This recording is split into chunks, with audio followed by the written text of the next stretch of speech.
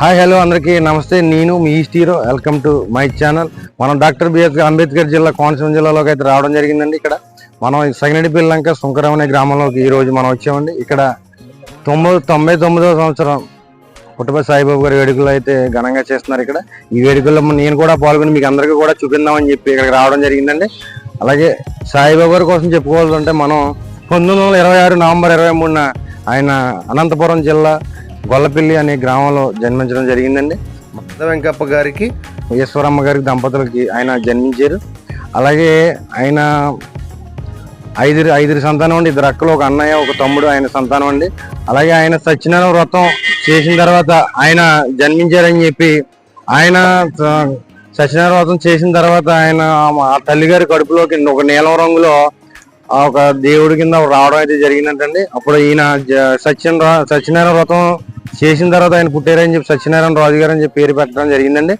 అలాగే ఆయన మరలా ఆయన జన్మించిన తర్వాత పక్కనే నాగపాము కూడా, ఒక నాగేంద్రవారు అని చెప్పి నాగపాము కూడా కనిపించడం జరిగిందంటండి. అందుకే నాగరాజు, అలాగే ఆయన దేవదేవుడు అని కూడా పిలుస్తారండి.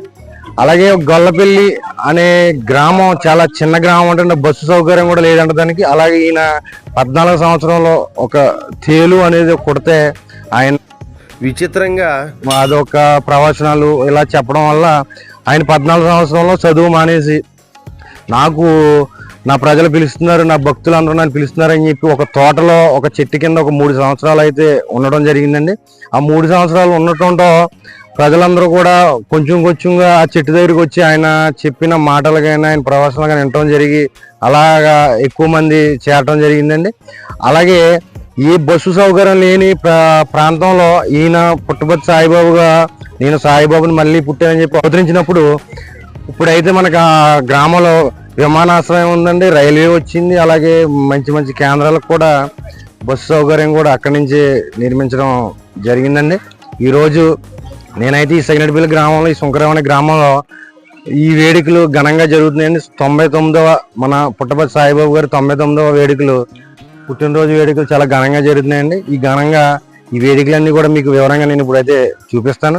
కంపల్సరీగా మీరందరూ కూడా స్కిప్ చేయకుండా చివరి వరకు నా వీడియో చూడండి. సబ్స్క్రైబ్ చేయని వాళ్ళు ఎవరైనా ఉంటే సబ్స్క్రైబ్ చేయండి, లైక్ చేసుకోండి, మిగతా వాళ్ళందరికీ షేర్ చేసి మీ ఈస్ట్ హీరోకి సపోర్ట్ చేయండి. అలాగే ఈ వేడుకలన్నీ కూడా ఒకసారి చూద్దామా?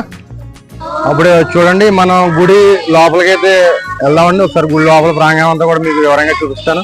కంపల్సరీగా చూడండి, ఓకేనండి? ఒకసారి లోపలికి వెళ్దాం.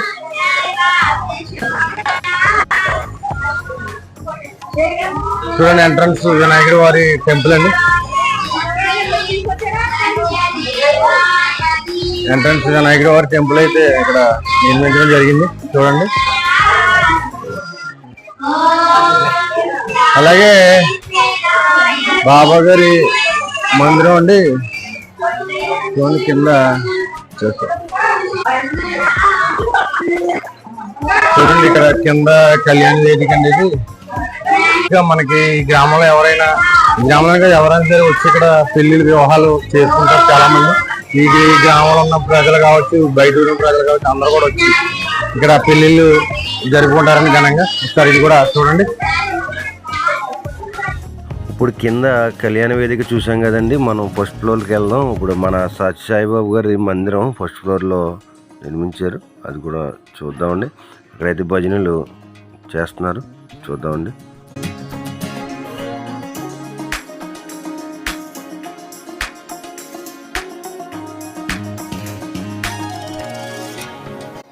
చూడండి, ఇప్పుడు మనం 2nd ఫ్లోర్లోకి అయితే వచ్చామండి. మనకు కనిపించేది బాబా గారి రూమ్ అండి. అది బాబా గారికి ప్రత్యేకంగా 2nd ఫ్లోర్లో రూమ్ ఉంటుందండి. ఆ రూమ్లోకి అయితే మనకి ఎవరికి కూడా ఎంట్రన్స్ అయితే ఉండదండి. ఆ రూమ్లోకి ఎవరిని కూడా వెళ్ళవరు. అలాగే చుట్టుపక్కల చూడండి, పైనుంచి చూస్తే పచ్చని వాతావరణం ఎలా ఉందో. మనం కొంచెం ఇంచుమించు ఆ చెట్టు పై భాగం లెవెల్లోకి అయితే మనం ఉన్నామండి. ఇప్పుడు పై ఫ్లోర్లోకి కూడా మీకు వెళ్దామండి. వెళ్ళిన తర్వాత మీకు అన్నీ కూడా చూపిస్తాను, చూడండి.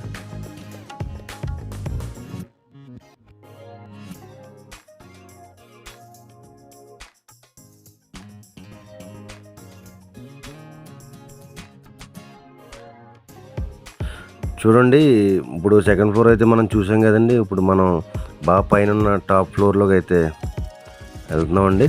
ఒకసారి అక్కడికి వెళ్ళిన తర్వాత కూడా చూద్దామండి వాతావరణం.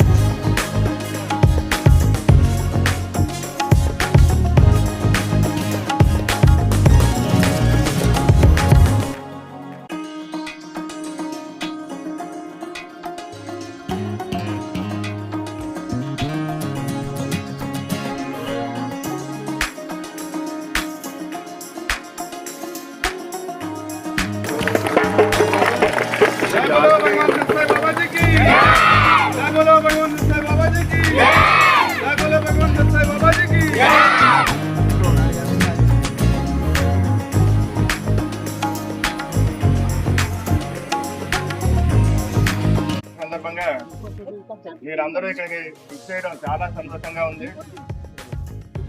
ఈ సంవత్సరం పర్టికులర్ గా స్వామి ప్రతి కార్యక్రమం ఆయనే ఎన్నుకొని ఆయనే దగ్గరుండి ఆయనే చేసుకున్నారనమాట. అది ఇంకా క్లియర్ గా కనపడుతుంది మాకు ప్రతి విషయంలోని. ఈ రోజు మీరు అందరూ ఇక్కడికి వచ్చారంటే ఇన్ని కోట్ల మంది జనాల్లో మిమ్మల్ని స్వామి ఇలా పట్టుకొని ఇలాగ ఇక్కడికి తీసుకొచ్చారనమాట. లేకపోతే ఈ రోజు మనం ఇక్కడ రాలేము. అది భగవంతుడి సంకల్పం. ఎన్నో మందిరాలు ఉన్నాయి, కానీ సనాతన సార్ తీసి ఇలా ఓపెన్ చేస్తే స్వామి ఒకటే చెప్తున్నారు, నాకు మందిరాలు అక్కర్లేదు, నీ హృదయ మందిరాన్ని నీకు చాలన్నారు. ఈ మందిరానికి 3 సంవత్సరాలు పట్టింది పేరు పెడతానికి. ఏ పేరు పెట్టాలో తెలియటం లేదు. స్వామి స్వామి స్వామి అని ప్రతిరోజు అడగటమే. కొంతమంది శక్తి మందిరం అని, కొంతమంది ప్రేమ మందిరం అని, కొంతమంది ధర్మ మందిరం అని, ఇంకా స్వామికి అష్టోత్తరాలు సహస్రాలు ఏమున్నాయో అన్ని పేర్లు చెప్పుకున్నాం, కానీ ఎక్కడా కూడా మాకు తృప్తికరంగా ఒక పేరు స్వామి ఇంకా ఇవ్వలేదని అనిపించింది. అలా 3 సంవత్సరాలు ఆగడం జరిగింది. 3 సంవత్సరాల తర్వాత స్వామి సడన్గా ఒక రోజు హృదయ మందిరం అన్నారు. అంతే. హృదయ మందిరం అనగానే అది పేరు చెప్పడానికి కష్టంగా ఉంటదేమో, అందరికీ తిరగదేమో అనుకున్నాం, కానీ స్వామి హృదయ మందిరమే అని చెప్పేశారు. ఉదయం లెగుస్తుండగా స్వామి స్వప్నంలో చెప్పారు. చెప్పిన వెంటనే మన మందిరాన్ని స్వామి పేరు పెట్టేశారు అనుకున్నాం. అనుకొని ఇంకో 4-5 రోజుల్లోనే స్వామి పుట్టినరోజు ఆ సంవత్సరం జరగబోదు రెడీగా ఉందన్నమాట. 3 రోజుల ముందు చెప్పారు స్వామి. ఇలాగే పుట్టినరోజు నాడే ఉదయం బయలుదేరి మేము పెట్రోల్ బంక్ దగ్గరికి వెళ్ళి పెట్రోల్ కొట్టుకుంటూ కారుకి అలా పక్కన ఆగి నించున్నాం. సుభాష్ గారికి మెసేజ్ వచ్చింది. ఆ మెసేజ్లోని సెల్లులో మెసేజ్ ఎంత ఆశ్చర్యం అంటే, ఈరోజు నా పుట్టినరోజు, నేను యజుర్ మందిర్ వదిలి మీ హృదయ మందిరానికి వస్తున్నాను అంట. అట్లా మెసేజ్ ఆయన చదవడం మేము అందరూ కేకలేసి, అబ్బా స్వామి చూడు మనతో పాటు హృదయ మందిరం ఓపెనింగ్. ఆ రోజే స్వామి రూమ్ ఓపెనింగ్ పైన. స్వామి మీరు రావాలి స్వామి అనుకునేసరికి ఆ మెసేజ్ క్లియర్ గా, నేను యజుర్ మందిరం వదిలి ఈ రోజు మీ హృదయ మందిరాల్లోకి వస్తున్నాను అని స్వామి చెప్పారు. నిజంగా మన అందరికీ ఒక మందిరం ఉంది, అదే మన హృదయ మందిరం. అందులో స్థానం ఓన్లీ భగవాన్ సత్యసాయి బాబాకే ఉండాలి. లేదా మీరు నమ్మిన ఆ భగవంతుడు, ఈశ్వరుడు అవ్వచ్చు, ఏ మతం అయినా సరే, మీరు నమ్మిన ఆ భగవంతుడిని మీ హృదయంలో కూర్చోబెట్టుకోవాలి. అదే ఆయన స్థానం. ఈసారి ఈ పుట్టుబండకి మనం చేయాల్సింది ఏంటంటే, స్వామికి అత్యంత ఇష్టమైనది చాలా చెప్పారు స్వామి. తల్లిని బాగా చూసుకో, మృదువుగా మాట్లాడు, ఎవరిని దూషించుకో, అందరితోని ప్రేమగా ఉండు, నీకు చేతనైతే సేవ చెయ్యి, ఇలా చాలా విషయాలు చెప్పారు. స్వామి ఏం చెప్పారు తెలుసా, ఎంతో డబ్బు ఖర్చు పెట్టుకొని ఎక్కడెక్కడి నుంచో మీరు పుట్టబట్టి వచ్చి నన్ను చూస్తున్నారు, బాగానే ఉంది, కానీ మీరు తిరిగి వెళ్ళేటప్పుడు మీ హృదయాన్ని ఖాళీగా తీసుకెళ్ళకండి. మీ హృదయంలో ఒక విషయాన్ని నింపుకోండి, ఏదో ఒక్క విషయం. ఈ రోజు నుంచి నేను తల్లిని బాగా చూసుకుంటాను, లేదా ఈ రోజు నుంచి ఎవరన్నా కనపడి నాకు సహాయం చేయండి అంటే వెంటనే నేను సహాయం చేయడానికి ప్రయత్నిస్తాను. అన్ని డబ్బుతోనే చేయాల్సిన పని లేదు, ఏది డబ్బుతో చేయాల్సిన పని లేదు. డబ్బు ఖర్చు పెట్టకుండా స్వామి చెప్పారు, డబ్బులేమీ ఖర్చు పెట్టద్దు, ప్రేమగా చెయ్యి. ఒక మాట మనం వాళ్ళకి చెప్తే అదే నువ్వు చాలా ప్రేమగా చెప్పు, వెంటనే తక్షణం నేను అక్కడ ఉంటాను, నేనే ఉంటాను అక్కడ అన్నాడు. నిజంగా మరి ఈ ఊర్లో ఎన్నో బోర్లు ఉన్నాయి, ఎన్ని అడుగులు లోతుకెళ్ళినా మనకి తెల్లనీళ్ళు దొరకలేదు. అటువంటిది ఆ బోరు గంగమ్మ తల్లి అక్కడికి వచ్చి నిలబడింది. స్వామి మందిరం అని చెప్పి గంగమ్మ తల్లి వచ్చి అక్కడ నిలబడిపోయింది. ఆవిడ ఒకే ఒక్క గొట్టమే దింపాడు కిందకి 18 అడుగులు. మరి హృదయంలో ప్రేమ ఉంది కాబట్టి, స్వామి మీద నమ్మకం ఉంది కాబట్టి ఆ గంగాదేవి మనకి వాటర్ ఇచ్చేసింది. ఇప్పటికి 7వ సంవత్సరం పరిగెడుతుంది. 7 సంవత్సరాలు ఇన్ని కుటుంబాలకి నీళ్లు ఫ్రీగా ఆ గంగమ్మ తల్లి ఇస్తుందంటే ఎవరి ఆజ్ఞతో ఇస్తుంది ఆ గంగమ్మ తల్లి. ఆ బోరు ఖర్చు చేయడానికి ఖర్చు ఏమైనా లక్షల మీద అయ్యిందా? ఒక్క గొట్టం దింపాడు. ఎందుకే ఆ బోర్ అతను ఏమన్నాడు తెలుసా, ఒక్క గొట్టం నాకు డబ్బులు ఎందుకండి బాబు, అసలు అది కూడా నాకు అక్కర్లేదని సామర్థ్యం ఎక్కిస్తుంది. ఇందుకే ఆ బోర్ వేసింది ఎవరో కాదు, ఆ నందీశ్వరుడు ఆ గరుత్మంతుడు వచ్చి వేస్తాడనమాట, మనకు తెలియదు ఆ రూపంలో. అందుకని శివుడాజ్ఞ ఉంటే అన్నీ మనకి కలుగుతాయి. ఈ రోజు మీరు ఈ మందిరానికి వచ్చి స్వామి పతాకావిష్కరణకి వచ్చి స్వామిని దర్శించుకొని, అదిగో స్వామి అభయహస్తం ఇస్తున్నారు మనకి. స్వామి ఇంటర్వ్యూ రూమ్ లో ఉండే సింహాసనం అది, అందులో కూర్చొని మన అందరికీ అభయహస్తం ప్రసాదిస్తున్నారు స్వామి. అందరూ మనస్ఫూర్తిగా కార్యక్రమంలో పాల్గొని మీకు తగినంత సేవ మీరు చేసుకొని ఆ హృదయాన్ని స్వామితో నింపుకొని ఏదో ఒక్క మంచి విషయం నేను ఈ రోజు నుంచి పాటిస్తాను అని మీరు నిర్ణయించుకోండి చాలు, ఇంకేం అక్కర్లేదు. నేను అలాగా ఫస్ట్ నేను అనుకున్నది ఏంటో తెలుసా, మనసులో ఏది పట్టుకున్నా చాలా కష్టంగా ఉంది. అమ్మో ఇది చేయడం చాలా కష్టం, ఇది చేయడం చాలా కష్టం, ఇది చేయడం చాలా కష్టం. అప్పుడు మళ్ళీ తిరిగేసాను స్వామి చెప్పిన అన్ని లిస్టులు రాసుకొని ఏది తేలిగ్గా ఉంటుందని, అబద్ధం చెప్పకూడదని ఉంది. ఏదో ఒక టైంలో నేను లేని బాబు అని ఫోన్లో చెప్తా ఏదో ఒక అబద్ధం వచ్చేది, చాలా కష్టం, ఏది చూసినా కష్టంగా ఉంది. ఆఖరికి ఎవరి మీద కోపడకుండా మనం ఉండాలి. స్వామి ఈరోజు కోపాన్ని తగ్గించుకుంటాను, ఎవరి మీద కోపం. ఒకవేళ తిట్టాను అనుకోండి, అది కూడా శాంతంగా తిడతాను, స్నేహంగా తిడతానని అనుకున్నాను. స్వామి అన్నారు ఆ తర్వాత స్పీచ్లో, ఎవరన్నా తిట్టాలనుకో తిట్టు, ఒరే ఓం నమః శివాయ అని తిట్టు అన్నారు. అంటే అది కూడా నామంగా మార్చమన్నారు అన్నమాట. అంటే చూడండి స్వామి అంత ప్రేమతో ముందు కోపాన్ని తగ్గించుకున్నాను అని అనుకున్నాను. ఆ కోపం తగ్గించుకున్నప్పుడు నుంచి ఒకే ఒక సైట్ ఉన్నాం దగ్గర నుంచి పెద్ద బిల్డింగ్ కట్టించే స్వామి ఆదాయం ఇచ్చారు. ఇక్కడ ప్రాజెక్ట్ అప్ చెప్పారు, ఈ ప్రాజెక్టులు చేయమన్నారు. ఇంకా ఎన్నో ఊర్లు పాడేరులో కూడా ఇది చేయమన్నారు. అన్ని స్వామి చేసుకుంటున్నారు. మీకు ఎదుర్కొన్న ఎగ్జాంపుల్ నేనని ఎప్పుడు చెప్పుకోకూడదు, కానీ నిజంగా ఎగ్జాంపుల్ నేనే. మనం కింద స్థాయి నుంచి స్వామి అలాగైతే అక్కడ కూర్చోబెడతారు. స్వామిని నమ్మి చెడిపోయినోడు ఎవ్వడూ లేడు ఈ ప్రపంచంలో. నమ్మకపోతే చెడిపోయావు, కానీ నమ్మి చెడిపోయినాడు ఎప్పుడూ లేడు. స్వామి ఒకసారి మంచిగా తీశారు, తీసి అక్కడ స్టూడెంట్ ఉంటారే నోరు తెరవరా అన్నాడు. ఇలా తెరవనన్నాడు. అంటే ఏంటి, స్వామి మీద నమ్మకం లేదని. మరి నోరు తెరవరా అన్నారు. తెరవరా అని 4 సార్లు అన్నారు, తెరవలేదు. ఇంకో స్టూడెంట్ వచ్చాడు, బహుశా నాకులాటోడేమో, రాగానే ఒరే నోరు తెరవరా అన్నాడు. అన్నాడు అంతే. ఒక్కసారి తెరిచాడు. ఆ బెడ్ అలా స్వామి నోట్లోకి విసిరాడు. అది అలా వెళ్తూ గాల్లో పటికి బెల్లం అయిపోయి నోట్లో పడింది. అప్పుడు స్వామి చెప్పారు, నా బిడ్డ నోట్లో మట్టి కొడతానారా, నేను మట్టి అని నీకు తెలుస్తుంది, నాకు తెలీదా, నేను ప్రేమ స్వరూపునిరా, మట్టి కూడా కలకండి అయిపోద్ది.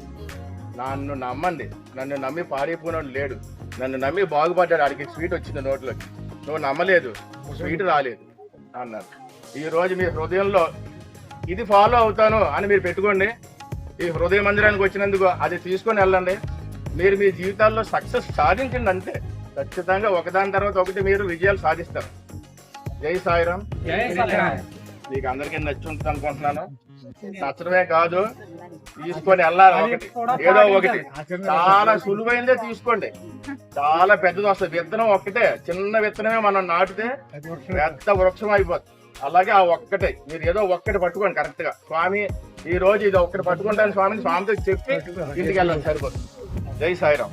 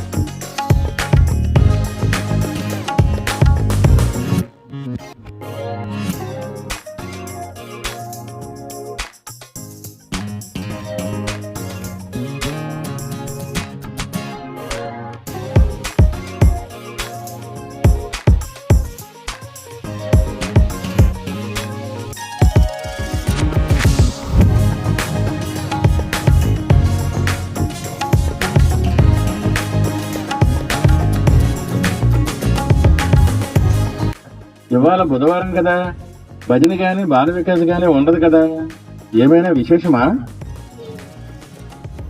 అవునరా అజ్ఞానం, ఈరోజు సూర్య పుట్టినరోజు మందిరంలో జరుపుకుంటున్నాడు. అందరం వెళ్తున్నాము. ఏడ్చినట్టు ఉంది. నాకు చెప్పకుండా వాడు పుట్టినరోజు చేసుకుంటున్నాడా? అయితే అదేమి బాగా జరగదులే. నీ నోటిలో ఎప్పుడూ చెడు మాటలే వస్తాయి. అందరి మీద చాడీలు, అబద్ధాలు చెప్తావు. అందుకే నిన్ను ఎవ్వరు ఏ ఫంక్షన్ కి పిలవరు. అర్థమైందా? రాము, నీకు తెలుసా, సూర్యగాడి తాత నిన్న జారి పడిపోయి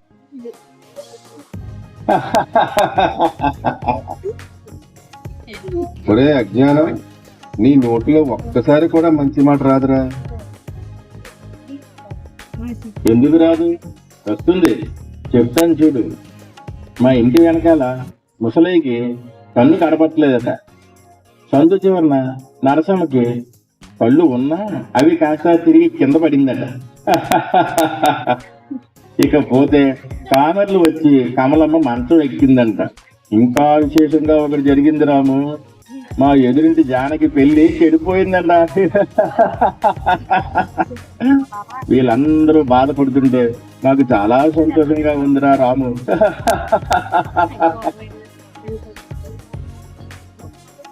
ఒరే అజ్ఞానం, ఏదో ఒక రోజు నీకు కూడా సమస్యలు వస్తాయి కదా, అప్పుడు కూడా నువ్వు ఇలాగే అని నవ్వుతావో ఏడుస్తావో చూస్తా.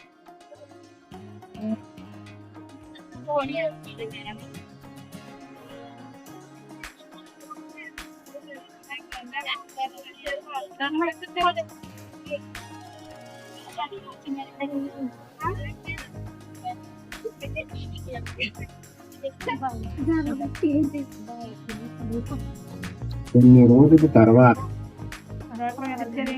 ఒరే అజ్ఞానం, ఏంటి ఇలా దిగులుగా ఉన్నావు? నీకు తెలుసు కదా రాము, మా నాన్న చిన్నప్పుడే చనిపోయాడు. అమ్మ నన్ను చాలా ప్రేమగా పెంచింది. కానీ నిన్నటి నుండి అమ్మకి జ్వరంగా ఉంది. మంచం మీద నుండి లేవలేకపోతుంది. ఏం చేయాలో తెలియడం లేదురా రాము. అయ్యో పాపం, మీ అమ్మని హాస్పిటల్కి తీసుకుని వెళ్దాం. నాకు తెలిసిన డాక్టర్ ఒకరు ఉన్నారు. సరేరా రాము, తీసుకుని వెళ్దాం. చూడండి బాబు, ఈవిడ శుభ్రమైన నీరు త్రాగకపోవడం వల్ల వైరల్ ఫీవర్ మరియు ఇన్ఫెక్షన్ బాగా వచ్చి బీపీ కూడా బాగా తగ్గిపోయింది. కిడ్నీలో ఇన్ఫెక్షన్ ఉంది. గుండె కూడా నెమ్మదిగా కొట్టుకుంటుంది. ఈమె మహా అయితే 2 నెలల కన్నా ఎక్కువ బ్రతకదు. చాలా జాగ్రత్తగా చూసుకోవాలి. ఈ మందులన్నీ కూడా వాడండి. అయ్యో, ఇదంతా నాకే ఎందుకు జరుగుతుంది? నాకేమీ అర్థం కావడం లేదు. మొన్నటి వరకు మా అమ్మ చాలా బాగుంది. సడన్ గా ఎందుకు ఇలాగ అయిపోయిందో నాకేమీ అర్థం కావడం లేదు. నాకేమీ తెలియడం లేదు రాము. ఒరేయ్, దానికి కారణం నాకు తెలుసు. ఉదయ మందిరంలో బాబా గారి మాటలు విన్నా. మనము ఎప్పుడైనా ఎదుటి వారి గురించి చక్కగా మాట్లాడితే వారి దోషములు మనకి వచ్చేస్తాయి. ఎవరినైనా దూషిస్తే వారి పాపాలు మనకి వస్తాయి. పరుల మీద ఈర్ష్య పడితే మనకే నష్టం జరుగుతుంది. అందుకే ఎప్పుడూ కూడా మంచినే మాట్లాడాలి. ఎదుటి వారి కష్టంలో ఉంటే సహాయం చేయాలని స్వామి చెప్పారు. అవును, నేను ప్రతిసారి అందరినీ కించపరుస్తూ తిడుతూ ఈర్ష్యగా మాట్లాడేవాడిని. అందువల్ల ఇప్పుడు మా అమ్మ మంచం మీద ఉంది. 2 నెలల్లో చనిపోతుందని డాక్టర్ చెప్తున్నాడు. ప్రతిసారి అందరూ కష్టపడుతుంటే అని నవ్వేవాడిని. కానీ ఈరోజు అమ్మని మంచం మీద చూస్తుంటే నాకు ఏడుపు వచ్చేస్తుందిరా రాము.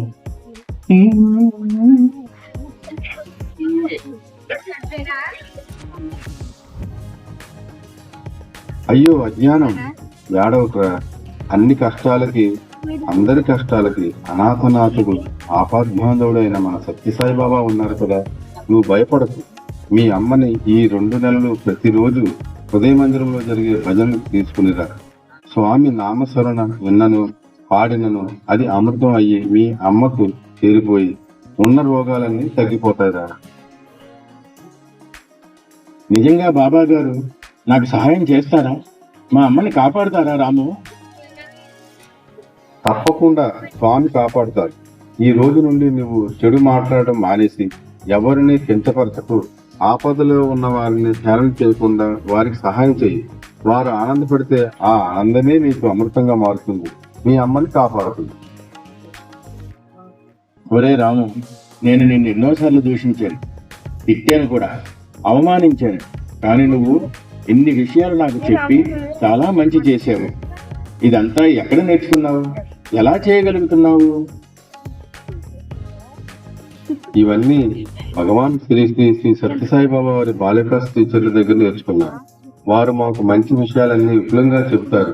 అలాగే స్వామి చెప్పిన సందేశాలకు అనుగుణంగా సేవలు చేయటం, అందరితో ఆప్యాయతగా మాట్లాడటం, ప్రేమగా మెలగటం, ఓర్పు మరియు సహనంగా ఉండటం, ఇలాంటివన్నీ హృదయ మందిరంలో మాకు నేర్పించారు. సత్యసాయిబాబా వారి హృదయ మందిరంలో చేరిన తర్వాతనే నేను కూడా చాలా మంచిగా మారిపోయాను. మంచి బుద్ధులు అలవర్చుకుని పక్కింటి వారికి, ఇరుగు పొరుగు వారికి సహాయం చేసి మంచి పేరు తెచ్చుకున్నాను. అయితే సరే, ఈ రోజు నుండి నేను కూడా బాల వికాస్కి వస్తాను. మా అమ్మని ప్రతిరోజు భజనకి తీసుకొస్తాను. స్వామి అనుగ్రహం పొందుతాను.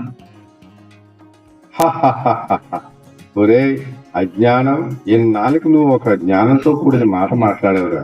ఈ క్షణం నుండి నీ పేరు అజ్ఞానం నుండి జ్ఞానంగా మారిపోయింది. నీ జ్ఞానాన్ని 10 మందికి ఉపయోగపడేలాగా మసులుకో. అందరితోనూ మంచిగా ప్రవర్తించి మంచి పేరు తెచ్చుకో. అవునరా రాము, నువ్వు చెప్పినట్టుగానే మంచిగా మారిపోతాను. ఇక మనకి ఆ స్వామి దయ వల్ల ఏ బాధలు ఉండవు. మనిద్దరం కలిసి ఆనందంగా నవ్వుకుందాము. జై సాయిరామ్. జై జై సాయిరామ్. జై బోలో భగవాన్ శ్రీ శ్రీ శ్రీ సత్య సాయి బాబా జీ.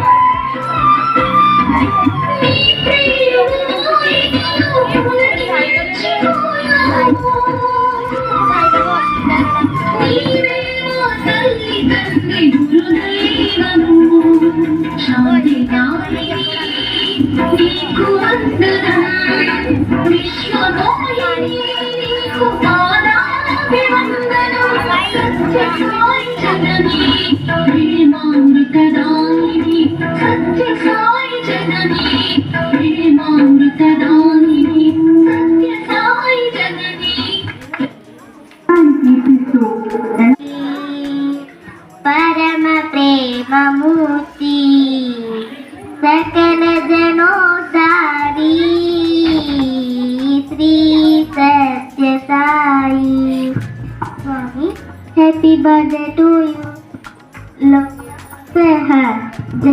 జై సాయిరామ్. అందరికీ సత్య పరమాత్ముని జన్మదిన శుభాకాంక్షలు. మరి మనమంతా స్వామికి హ్యాపీ బర్త్డే అని చెప్తున్నాము కదా, అసలు భగవంతునికి హ్యాపీ బర్త్డే అని చెప్పవలసిన అవసరం ఏమిటి, అవతరణ అనగా ఏమిటి మొదలైన విషయాలు చర్చించుకుందాము. అవతరణ అనగా ఏమిటి? నేను చెప్తాను. అవతరణ అనగా దిగి రావడం. జనులపై ప్రేమతో భగవంతుడు వారి స్థాయికి దిగి వచ్చి వారిని ఉద్ధరిస్తాడు. అనగా మంచి మార్గమును చూపి తిరిగి తనలో కలిసిపోయేలాగా చేస్తారు. భగవాన్ శ్రీ సత్యసాయి అవతార గొప్పతనం ఏమిటి? అన్ని అవతారములో దేవుడు చెడ్డవారిని రక్షించాడు, మంచివారిని కాపాడాడు. కానీ నేటి యుగంలో అందరిలో అంతో ఇంతో చెడ్డతనం ఉంది. మరి అందరినీ శిక్షించడానికి ఎలా వీలవుతుంది? అందుకే మన బంగారు తల్లి ఇలా చెప్పాడు, నేను చెడ్డవారిని శిక్షించాను, సంస్కరింపదలిచాను. మీ మిత్రునిగా మీ శ్రేయాభిలాషగా మీకు సహాయము చేస్తూ సలహాలు అందిస్తూ మంచి మార్గంలో గమ్యస్థానం చేరుకునేటట్లు చేస్తాను అన్నారు. సంస్కరణ అనగా ఏమిటి? సంస్కరణ అనగా మానవుల్లో ఉన్న పశువు లక్షణాలు రాక్షస లక్షణాలను తొలగించి మానవత్వమును పెంచి దాన్ని దివ్యస్వాములకు తీసుకుని వెళ్ళేటట్లు చేయడమే సంస్కరణ. స్వామి చేపట్టిన సంస్కరణకు ప్రత్యక్ష ఉదాహరణ ఒకటి చెప్పండి. చుట్టూ నీళ్లు వల్ల త్రాగడానికి నీళ్లు లేని ఈ గ్రామంలో స్వామి ఎనికిరలతో ప్రేమగంగను ప్రసాదించారు. తద్వారా అందరినీ తన సన్నిధికి రప్పించి మనలో మార్పు కలిగించారు. సకినేటిపల్లి లంకను సాయి హృదయ లంకగా మార్చారు. పుస్తకమే లేని స్వామి తమ పుట్టినరోజు గురించి ఏమి చెప్పారో తెలుసుకుందాం. నేను చెప్తాను. స్త్రీ హృదయంలో ఏనాడు ప్రేమతత్వం పుడుతుందో ఆ రోజే నా జన్మదినం అని అన్నారు స్వామి. మరి మనకి ఎల్లప్పుడూ ఆనందం లభిస్తుంది. ప్రేమను పంచుకున్నప్పుడు మాత్రమే ఆనందం లభిస్తుంది. Love all serve all. ప్రేమను పంచుకుని అందరికీ సేవ చేయాలి. స్వామి పుట్టినరోజు కానుక ఏమిటి? స్వామి ఇలా అన్నారు, నేను ప్రతి వాణిలోనూ ఉన్నాను, ప్రతి ప్రాణిలోనూ ఉన్నాను. కాబట్టి మీరు ఎవరిని ద్వేషించకండి, ఎవరిని నిందించకండి, అందరినీ ప్రేమించండి అన్నారు స్వామి. నేను మీ నుంచి ఏమీ ఆశించటం లేదు, అడగటం లేదు. ప్రేమను పెంచుకోండి. చాలామంది నాకు హ్యాపీ బర్త్డే అని చెప్తున్నారు. హ్యాపీగా లేని వారిని సంతోషాన్ని ఇవ్వండి అన్నారు. ఇదండి సంగతి. కనుక మనం అందరం ఆనందంగా ఉంటూ ప్రేమను పంచుతూ సేవలు అందిస్తూ స్వామికి పుట్టినరోజు కానుకొని సమర్పించుదాం. జై సాయిరామ్. జై సాయిరామ్.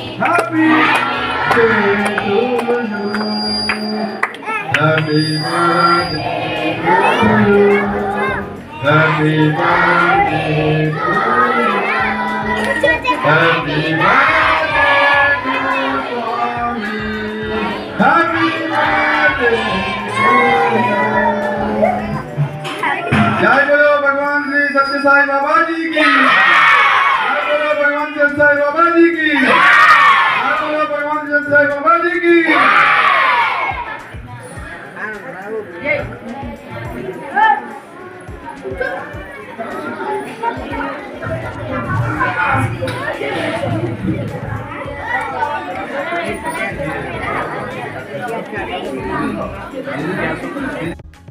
అన్న సమారాధన నెక్స్ట్ వీడియోలో చూపిస్తాను, తప్పకుండా స్కిప్ చేయకుండా చూడండి.